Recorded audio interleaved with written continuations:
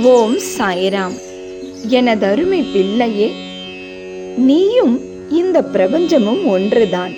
இதை நீ முதலில் உணர்வு பூர்வமாக உணர ஆரம்பி. உன்னிடம் அனைத்து செல்வத்தையும் ஈர்க்கும் இந்த பிரபஞ்சத்தின் மிகப்பெரிய ஆற்றல் உள்ளது. நீ வெற்றி அடைந்து விட்டது போல் உன்னுடைய மனதில் காட்சியை உருவாக்கு. இதை தினமும் விடியற் காலையில் பிரம்ம முகூர்த்த வேளையில் மனதில் நினைத்த அத்தனை கனவுகளையும் ஒவ்வொன்றாக நடந்தேறுவதாக நினைத்து மனதில் திருப்தியுடன் இரு. துளியும் சந்தேகம் இல்லாமல் தினமும் இந்த பிரபஞ்சத்திற்கு நன்றி சொல். ஏதோ நான் சொல்கிறேன் என்பதற்காக செய்தால் உன் காரியம் நிறைவேற தாமதம் எடுக்கும்.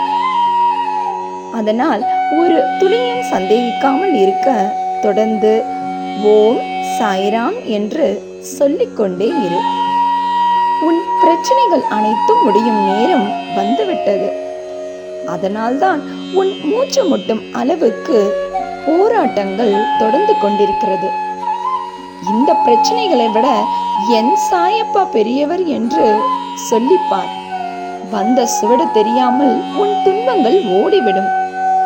நீ செய்யும் காரியத்திற்கு மிகப்பெரிய தடைகள் வந்தாலும் துணிந்து எதிர்த்து நின்று என் நாமத்தை சொல்லி போராடு. என் மேல் உனக்கு நம்பிக்கை முழுமையாக இருக்கும் பட்சத்தில் உன் கனவுகள் அனைத்தையும் உனக்காக இந்த பிரபஞ்சம் ஈர்த்து தரும். உனக்கானவை எல்லாம் ஏற்கனவே முடிவு செய்யப்பட்டு விட்டதுதான். அதற்குரிய நேரம் காலம் வர வேண்டும். அதுவரை நீ சற்று பொறுமையாக இருக்கத்தான் வேண்டும். என் பிள்ளையே, மீண்டும் ஒரு முறை உன்னை எச்சரிக்கின்றேன்.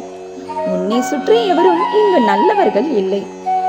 என் பிள்ளை நீ, உனக்கு நான் நிறைய பாடங்களை கற்றுத் தந்துள்ளேன். அதனை சரியான முறையில் அவ்வப்போது வாழ்வில் பயன்படுத்தி மேன்மை அடைய வேண்டும். அதுதான் என்னுடைய விருப்பமும் கூட. மகாலட்சுமிக்கு உகந்த இந்த தாமரையை தொட்டு இந்த பதிவை கேட்க வந்த உனக்கு இன்னும் 6 நொடியில் நீ விரும்பி உன்னிடம் சேராமல் உன்னை நெடுங்காலமாக அழ வைத்த ஒன்று இன்று கிடைக்கும். நீயும் உன் குடும்பமும் பல்லாண்டு சீரும் சிறப்புமாய் வாழ்வீர்களாக. இன்றும் என்றும் என்றென்றும் உன் சாயப்பா உன்னருகில். வாழ்க வையகம், வாழ்க வளமுடன். ஜெய் சாய்ராம்.